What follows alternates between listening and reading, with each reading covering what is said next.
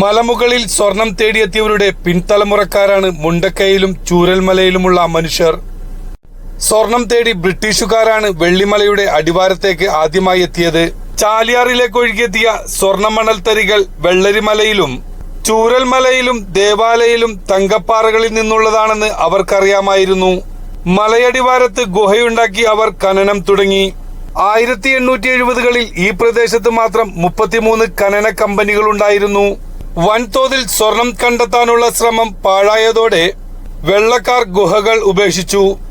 പിന്നെ വനം വെട്ടിത്തെളിച്ച് തേയിലയും ഏലവും നട്ടു. ഏറനാട്, വള്ളുവനാട് താലൂക്കുകളിൽ നിന്നും തലശ്ശേരിയിൽ നിന്നും തമിഴ്നാട്ടിൽ നിന്നുമെല്ലാം ജോലിക്കാരെ ഇവിടേക്ക് എത്തിച്ചു. മലമ്പ്രദേശങ്ങളിലേക്ക് റോഡുകൾ ഉണ്ടാക്കി. വിദ്യാലയങ്ങളും ആരാധനാലയങ്ങളും മറ്റു സ്ഥാപനങ്ങളും വന്നു.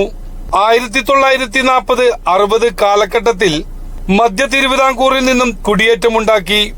തോട്ടം തൊഴിലാളികളുടെ മക്കളിൽ നിന്നും സർക്കാർ ഉദ്യോഗസ്ഥരും ബിസിനസ്സുകാരും കർഷകരും പ്രവാസികളും കായിക താരങ്ങളും ഉണ്ടായി.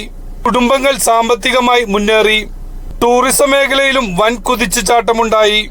പിന്നീട് മിനി മൂന്നാറായി മാറി.